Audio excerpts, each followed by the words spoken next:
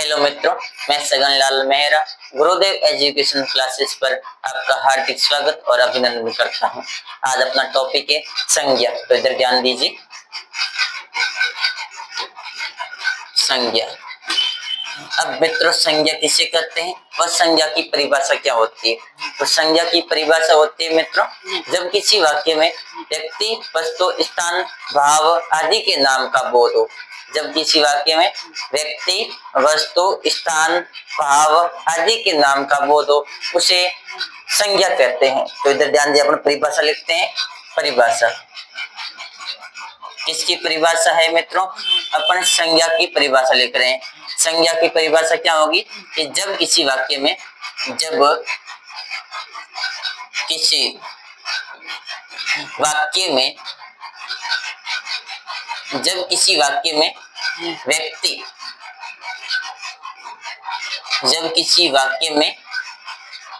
व्यक्ति, वस्तु,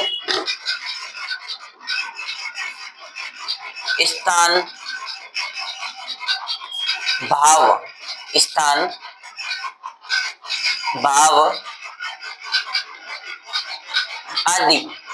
भाव आदि का बोध हो,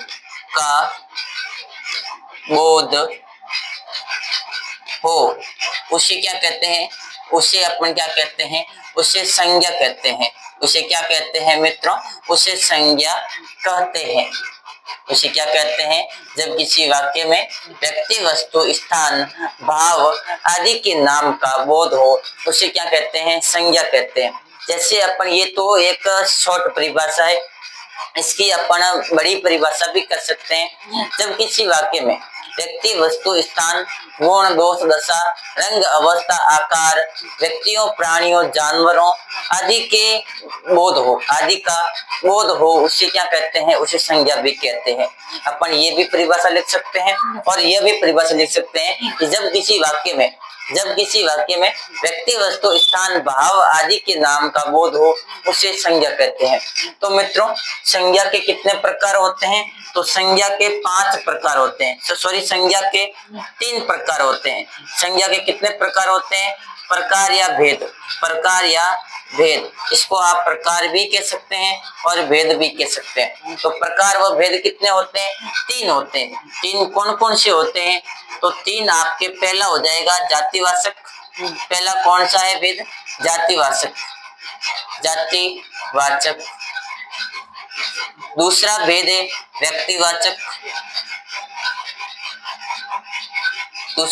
व्यक्तिवाचक। और तीसरा भेद है भाववाचक। कौन सा है? भाववाचक।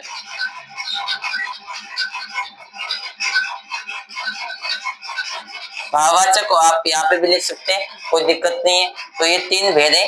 किसके भेद है? संज्ञा के 3 भेद होते हैं। कौन कौन से होते हैं? जातिवाचक संज्ञा, भाववाचक संज्ञा और व्यक्तिवाचक संज्ञा। अब मित्रों, अपन पढ़ेंगे जातिवाचक की परिभाषा। जातिवाचक संज्ञा किससे कहते हैं? अपन ने पहले पढ़ी संज्ञा की परिभाषा। संज्ञा किससे कहते हैं? तो संज्ञा किससे कहते हैं कि जब किसी वाक्य में व्यक्ति, वस्तु, स्थान, जब किसी वाक्य में व्यक्ति, वस्तु, स्थान, भाव, व्यक्ति, वस्तु, स्थान व भाव का आदि का बोध हो, यानी इसमें गुण, भाव प्रकट करना। भाव क्या करना? प्रकट। जैसे गुण, किसी का दोष बता रहा हो, किसी का रंग बता रहा हो, किसी का अवस्था, आकार, और यहाँ पे जैसे किसी के व्यक्तियों, यानी एक से अधिक हो, क्या हो? एक से अधिक हो, उसका बोध हो रहा है। जैसे प्राणियों का बोध हो, जानवरों का बोध हो, तो उसका बोध होता है। तो वहां पे क्या कहते हैं अपन? उसको क्या कहते हैं? संज्ञा कहते हैं।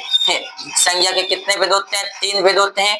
पहला जातिवाचक, भाववाचक और व्यक्तिवाचक और भाववाचक। संज्ञा के मुख्य रूप से कितने प्रकार होते हैं? मुख्य रूप से 3 प्रकार होते हैं। मुख्य रूप से संज्ञा के कितने प्रकार होते हैं मित्रों? मुख्य रूप से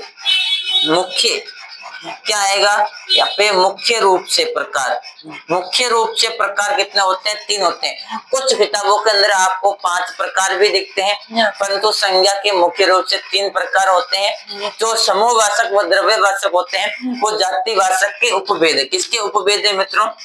जातिवाचक के उपभेद हैं। किसके उपभेद हैं? जातिवाचक के उपभेद है, ना कि संज्ञा के भेद हैं।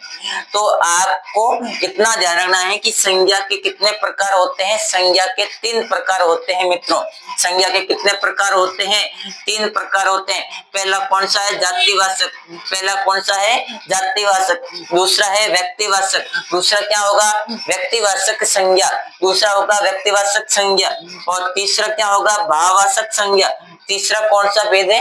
भाववाचक संज्ञा। तो एक बार फिर से वापस ध्यान दीजिए, संज्ञा पढ़ रहे हैं। अपना टॉपिक कौन सा है? संज्ञा। संज्ञा किसे कहते हैं? तो जब किसी वाक्य में व्यक्ति वस्तु स्थान व्यक्ति वस्तु स्थान भाव आदि का बोध हो। किसका बोध हो? व्यक्ति वस्तु स्थान आदि का बोध हो, वहां पे उसको क्या कहते हैं? अपन उसे संज्ञा कहते हैं। फिर अपने मित्रों क्या पढ़ा कि संज्ञा के मुख्य प्रकार व भेद कितने होते हैं? तो संज्ञा के प्रकार व भेद 3 होते हैं। कौन कौन से होते हैं? दो जातिवाचक संज्ञा, व्यक्तिवाचक संज्ञा, भाववाचक संज्ञा। अब पढ़ेंगे मित्रों जातिवाचक संज्ञा की परिभाषा। तो अपन यहाँ ध्यान दीजिए, जातिवाचक संज्ञा की पहली परिभाषा क्या होगी? जातिवाचक। अपन क्या पढ़ रहे हैं? जातिवाचक पढ़ रहे हैं मित्रों। तो जातिवाचक संज्ञा की परिभाषा की ओर ध्यान दीजिए। जातिवाचक संज्ञा किसे कहते हैं? कि जब किसी वाक्य में क्या आएगा? जब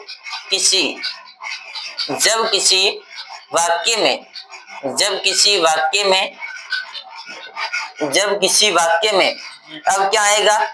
अपन जातिवाचक संज्ञा पढ़ रहे हैं तो आएगा व्यक्तियों। क्या आएगा मित्रों? आएगा व्यक्तियों,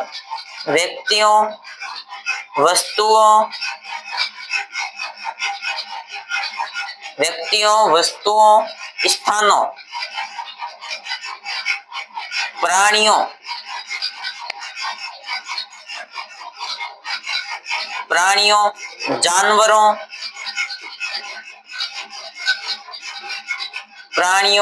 जानवरों आदि का बोध हो। आदि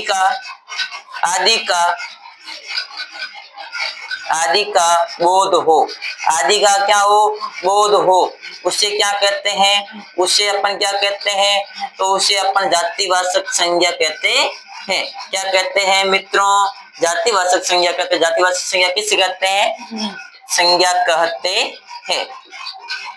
जातिवाचक संज्ञा किसे कहते हैं? कि जब किसी वाक्य में व्यक्तियों, वस्तुओं, स्थानों, प्राणियों, जानवरों आदि का बोध हो, आदि के जाति वर्ग का बोध हो, यहाँ पे के जाति वर्ग का बोध हो। जाति वर्ग यहाँ पे क्या लिखोगे आप?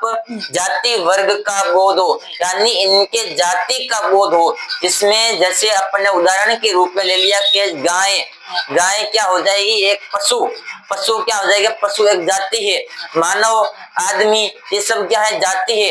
तो यहाँ पे इस वर्ग का बोध होता हो, क्या हो? पशु या आदमी, मानव, ये सब क्या है? एक जाति वर्ग है। इनका बोध हो रहा है तो वहां पे क्या हो जाएगा? जातिवाचक संज्ञा हो जाएगा।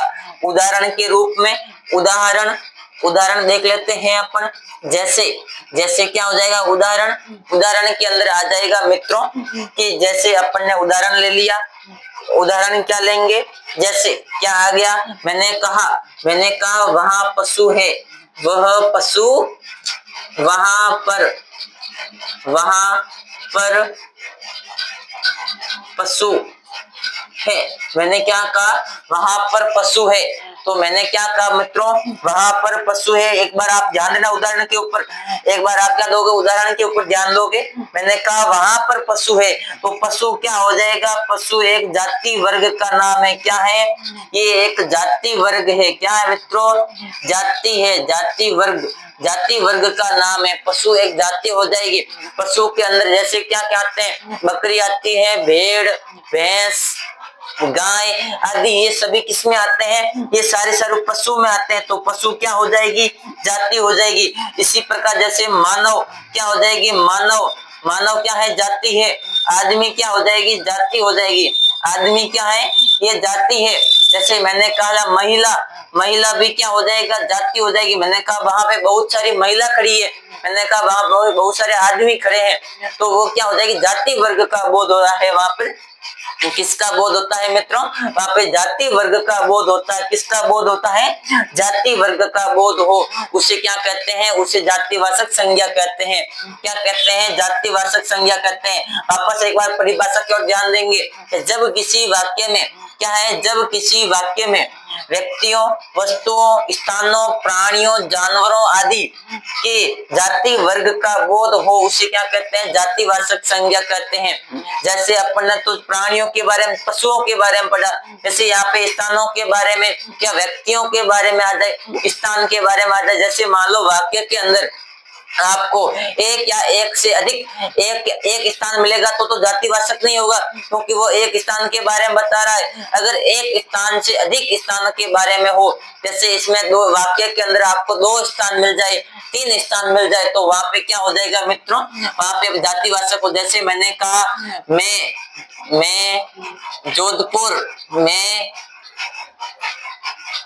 जोधपुर व जयपुर जा रहा हूँ। मैं क्या जा रहा हूँ, मैं जोधपुर व जयपुर जा रहा हूँ। तो ये क्या हो जाएगा मित्रों, ये हो जाएगा जाति स्थानों का नाम आ जाएगा। क्योंकि अगर एक स्थान होता तो वो क्या हो जाता, वो व्यक्तिवाचक के अंदर चला जाता। वो किसमें चला जाता, अगर एक स्थान दिया होता, मैंने कहा मैं जोधपुर जा रहा हूँ, तो वो हो जाता व्यक्तिवाचक का उदाहरण। परंतु यहाँ पे नाम आ रखा स्थान, एक यहाँ पे स्थान, यानी एक से अधिक स्थानों के बारे में बोध हो, वहां पे वाक्य के अंदर दिया गया हो, तो वहां पे क्या हो जाएगा, जाति वर्ग जाचक हो जाएगा। क्योंकि एक से अधिक स्थान दिए गए तो वहां पे किसका बोध होगा, जाति का बोध होगा, ना कि व्यक्तिवाचक होगा। कितना ध्यान रखना, अगर यहाँ पे एक स्थान होगा तो वो अपन आगे पढ़ेंगे, किसमें पढ़ेंगे, वो व्यक्तिवाचक के अंदर पढ़ेंगे। परंतु यहाँ पे एक से अधिक स्थान दे रखे हैं तो वहां पे क्या हो जाएगा मित्रों, वहां पे जातिवाचक हो जाएगा। फिर अपना अगला भेद है, इसको अपने रब कर लेता, मैं मिटा देता हूँ। फिर अपन क्या पढ़ेंगे, व्यक्तिवाचक पढ़ेंगे। क्या पढ़ेंगे मित्रों, व्यक्तिवाचक पढ़ेंगे। तो व्यक्तिवाचक के अंदर अपन क्या पढ़ेंगे कि व्यक्तिवाचक की परिभाषा पढ़ेंगे। अपन ने अभी क्या पढ़ा है, जातिवाचक पढ़ा है। जातिवाचक की परिभाषा एक बार आप वापस रिपीट करें कि जब किसी वाक्य में जाति वर्ग के समूह का, यानी जैसे व्यक्तियों, वस्तुओं, स्थानों, प्राणियों, जानवरों आदि के जाति वर्ग के समूह का बोध हो, वहां पे जातिवाचक संज्ञा थी। वहां पे क्या थी, जाति, जैसे मान लो पशु वगैरह है, मानव, आदमी, ये सब क्या जाति वर्ग का बोध हो रहा है। अपन अब पढ़ेंगे अगला दूसरा भेद। तो दूसरा भेद अपना कौन सा था मित्रों, दूसरा था व्यक्तिवाचक। क्या था अपना, व्यक्तिवाचक है। तो ये लो व्यक्तिवाचक। अब बताओ व्यक्तिवाचक की परिभाषा क्या होगी, व्यक्तिवाचक की परिभाषा हो जाएगी, व्यक्तिवाचक परिभाषा। अब परिभाषा बताइए मेरे को मित्रों, व्यक्तिवाचक की मैंने आपको पहले बताई कि जब किसी वाक्य में एक ही व्यक्ति वस्तु स्थान के नाम का बोध हो। किसका बोध हो, एक ही व्यक्ति वस्तु स्थान। जब किसी वाक्य में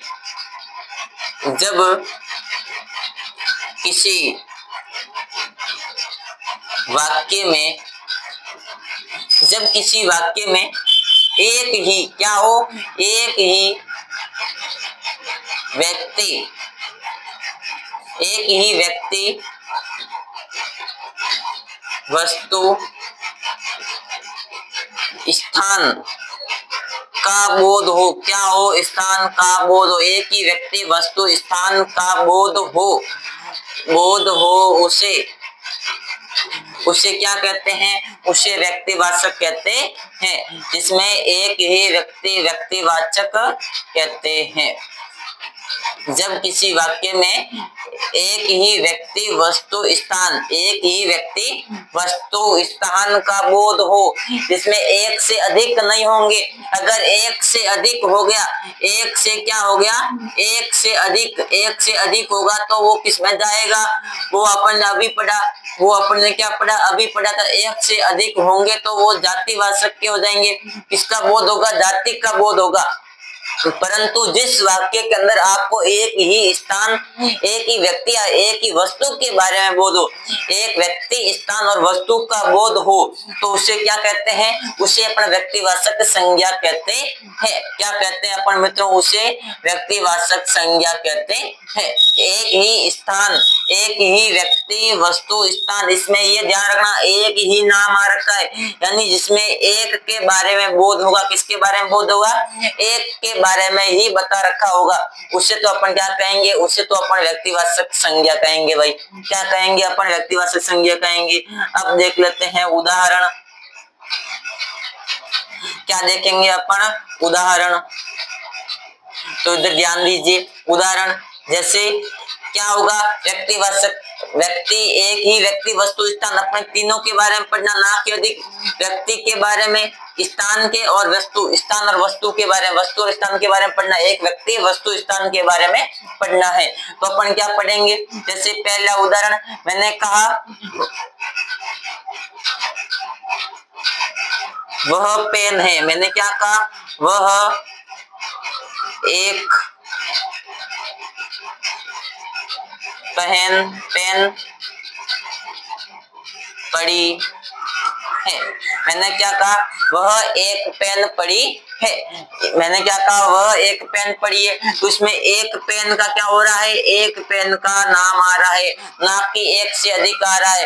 अगर मैंने यहाँ पे बोल दिया होगा 10 पेन है, कितनी है? 10 पेन पड़ी है, तो वह किसमें चला जाता? तो वो जातिवाचक में चला जाता। परंतु अपन ने यहाँ पे कहा वह एक पेन पड़ी है, तो किसमें हो जाएगा? वो हो जाएगा व्यक्तिवाचक का। फिर दूसरा उदाहरण, दूसरा क्या आ जाएगा? मैं जालोर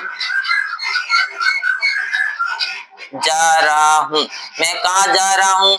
मैं जालोर जा रहा हूँ। इसमें बताइए मित्रों क्या होगा? इसमें क्या हो जाएगा? मैं जालोर जा रहा हूँ। तो इसमें कौन सा उदाहरण है?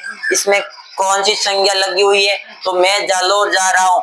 मैं कहाँ जा रहा हूँ? मैं जालोर जा रहा हूँ। मैं जालोर जा रहा हूँ मतलब इसमें एक स्थान का नाम आ रहा है, स्थान का नाम आ रहा है। इसमें स्थान एक दे रखा है, ना कि एक से अधिक दे रखा है। इसमें स्थान एक दे रखा है, एक स्थान, एक व्यक्ति और एक वस्तु के बारे में बोध हो, वहां पे क्या हो जाएगा मित्रों? वहां पे व्यक्तिवाचक संज्ञा हो जाएगा। जैसे अपना तीसरा उदाहरण क्या है? जैसे मैंने कहा वह रमेश आ रहा है। वह रमेश आ रहा है। वह कौन आ रहा है? वह रमेश आ रहा है। मैंने क्या कहा? वह रमेश आ रहा है मतलब एक व्यक्ति की ओर इंगित किया जा रहा है। किसके व्यक्ति की ओर इंगित किया जा रहा है? एक व्यक्ति का बोध हो रहा है। मैंने ऐसे थोड़ी कहा कि रमेश व राम दोनों आ रहे हैं। मैंने क्या कहा? मैंने कहा वह रमेश आ रहा है, यानी एक व्यक्ति का किसका बोध हो रहा हो? एक व्यक्ति का बोध हो रहा हो। किसका बोध? एक व्यक्ति, वस्तु, स्थान, व्यक्ति, वस्तु और स्थान, व्यक्ति, वस्तु, स्थान एक का बोध होता हो, वहां पे क्या हो जाएगा? वहां पे व्यक्तिवाचक संज्ञा हो जाएगा, जिसमें एक ही वस्तु के बारे में, एक स्थान के बारे में और एक ही व्यक्ति के बारे में वाक्य में अगर आपको बोध मिलता हो, वाक्य में प्रयोग किया हुआ है, तो वहां पे क्या हो जाएगा मित्रों? वहां पे अपना व्यक्तिवाचक संज्ञा हो जाएगा। एक बार वापस परिभाषा की ओर ध्यान दीजिए। व्यक्तिवाचक की परिभाषा क्या है? कि जब किसी वाक्य में एक ही व्यक्ति, वस्तु, स्थान का बोध हो, जब किसी वाक्य में एक ही व्यक्ति, वस्तु, स्थान का बोध हो, उसे क्या कहते हैं? उसे व्यक्तिवाचक संज्ञा कहते हैं। उसे क्या कहते हैं? व्यक्तिवाचक संज्ञा कहते हैं। अब व्यक्तिवाचक के अपने उदाहरण पढ़े। उदाहरण क्या है? कि वह एक पेन पड़ी है। वह क्या पड़ी है? एक पेन पड़ी है। मैं कह दूं वह एक मेज है, वह एक गिलास है, वह एक चौक है, वह एक टेबल है, तो ये सारे किसके उदाहरण हो जाएंगे? ये सब वस्तु के उदाहरण है, जिसमें वस्तु का बोध हो, किसका बोध हो? वस्तु का बोध हो, उसे क्या कहेंगे? उसे अपन कहेंगे एक व्यक्तिवाचक संज्ञा। उसे क्या कहेंगे अपन? व्यक्तिवाचक संज्ञा, क्योंकि इसमें वस्तु का बोध हो रहा है। मैं जालोर जा रहा हूँ, मैं कहाँ जा रहा हूँ? इसमें किसका बोध हो रहा है? बताओ, इसमें किसका बोध हो रहा है? तो इसमें किसका हो रहा है? स्थान का बोध हो रहा है। किसका बोध हो रहा है? स्थान, जिसमें स्थान का बोध हो। किसका बोध हो? स्थान, जिसमें किसी स्थान का नाम लिख रखा है। जैसे यहाँ पे जोधपुर भी लिख सकता, अजमेर, कोई भी किसी स्थान जहाँ पे स्थान हो, वहाँ उसका नाम हो, तो वहाँ पे क्या हो जाएगा? व्यक्तिवाचक संज्ञा हो जाएगा। फिर अगला है, वह रमेश आ रहा है। वह रमेश क्या आ रहा है? वह रमेश आ रहा है। तो एक व्यक्ति का नाम है। क्या नाम है? एक व्यक्ति का नाम है। तो यहाँ पे भी क्या हो जाएगा? व्यक्तिवाचक संज्ञा हो जाएगा, क्योंकि अपन ने परिभाषा में पढ़ा है, क्या पढ़ा है कि जब किसी वाक्य में एक ही व्यक्ति, वस्तु, स्थान के नाम का बोध हो, उसे व्यक्तिवाचक संज्ञा कहते हैं। चलो, याद हो गया आपको। फिर अगला भेद कौन सा है मित्रों? अब रहा अपना भाववाचक। तो भाववाचक संज्ञा किसे कहते हैं? भाववाचक की परिभाषा क्या होगी? तो भाववाचक की परिभाषा होगी कि जब किसी वाक्य में गुण, दोष, दशा, रंग, अवस्था, आकार, जब किसी वाक्य में गुण, दोष, दशा, रंग, अवस्था, आकार आदि के नाम का बोध हो। किसका बोध हो? गुण, दोष, दशा, रंग, अवस्था, आकार आदि का नाम का बोध हो, उसे क्या कहते हैं? उसे अपन कहते हैं भाववाचक संज्ञा। क्या कहते हैं? भाववाचक संज्ञा कहते हैं। तो इधर ध्यान दीजिए, भाववाचक संज्ञा, इसकी परिभाषा लिखते हैं। मैंने अभी क्या कहा आपको कि जब किसी वाक्य में, क्या कहते हैं? जब किसी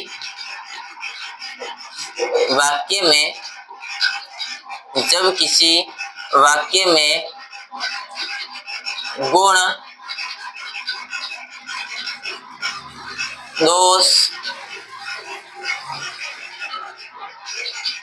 दशा, रंग, अवस्था, आकार आदि का बोध हो। क्या हो? आदि का बोध हो, उसे क्या कहते हैं? उसे भाववाचक कहते हैं।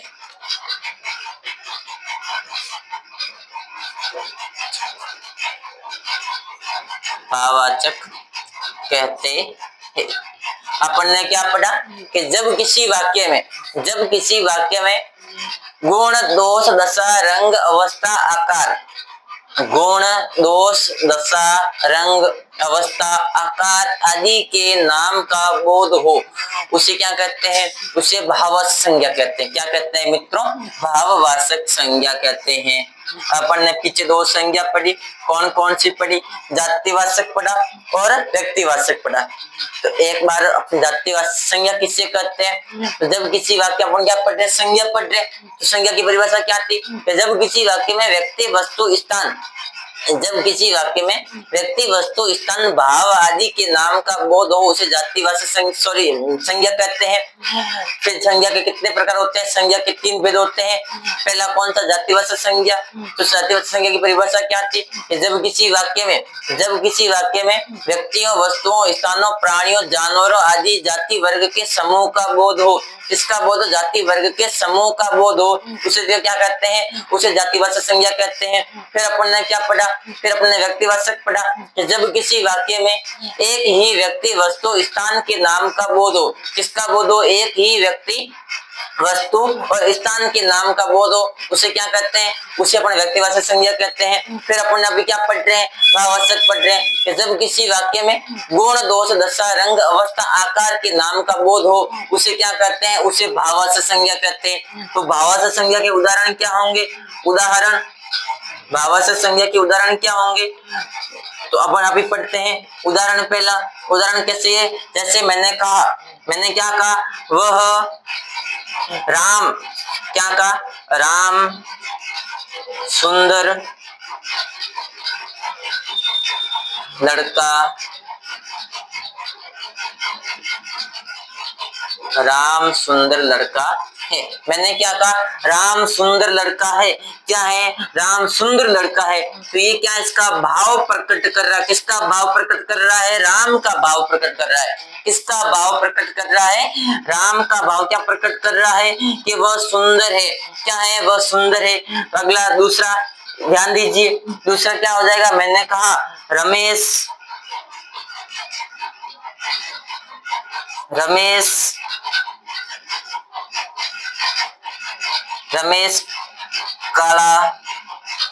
काला लड़का है। काला लड़का है। मैंने क्या कहा? रमेश काला लड़का है। मैंने क्या कहा? रमेश काला लड़का है। तो अपन ने इसमें संज्ञा में पढ़ा था, काला क्या है? काला क्या है? रंग है। काला क्या नाम आया? रंग। काला क्या है? रंग। रंग इसमें अपन पढ़ा किसी का रंग। अब यहाँ पे काला की सफेद कर दिया, लाल कर दिया। तो अपन ने क्या कहा? रमेश काला लड़का है। इसका भाव प्रकट हो रहा है। किसका प्रकट हो रहा है? रमेश का भाव प्रकट क्या है? रमेश क्या है? काला लड़का है।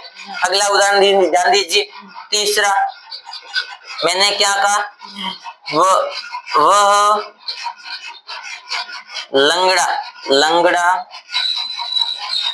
वह लंगड़ा लड़का है। मैंने क्या कहा? वह लंगड़ा लड़का है। क्या कहा मैंने? लंगड़ा लड़का है। तो इसमें क्या है? लंगड़ा उसका क्या कर रहा है? भाव प्रकट कर रहा है। भाव में क्या प्रकट कर रहा है? भाव में उसकी दशा बता रहा है। वो कैसा है? दशा बता रहा है। क्या बता रहा है? उसकी दशा बता रहा है कि वह कैसा लंगड़ा है। लंगड़ा है, कौड़ा है, कैसा है? बाडा है, तिरछा है, कैसा है? तो वो उसका क्या बता रहा है? उसका दशा बता रहा है। जैसे अवस्था किसी की, जैसे मैंने कहा वह बुढ़ा आदमी है। वह क्या है? बुढ़ा लड़का है। वह बुढ़ा आदमी है। वह बुढ़ी लड़की है।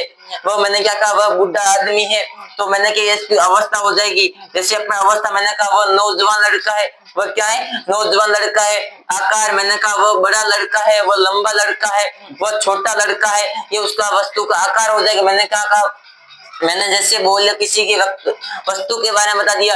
मैंने कहा ये चौक छोटी है। मैंने क्या कहा? ये चौक छोटी है। तो ये इसका आकार हो जाएगा। क्या हो जाएगा? आकार हो जाएगा। मैंने कहता हूँ कि ये पेड़ बहुत लंबा है। मैंने बोल दिया ये पेड़ बहुत लंबा, तो वो भी आकार हो जाएगा। तो ये क्या है? आकार हो जाएंगे। तो इसमें आकार का बोध हो रहा है। जिसमें किसी का दोष बता रहा हो, गुण बता रहा हो, रंग, अवस्था, आकार, तो ये सभी किसके हैं? ये सभी भाव प्रकट करते हैं। क्या प्रकट करते हैं? भाव प्रकट करते हैं। भाव प्रकट करना। क्या करना?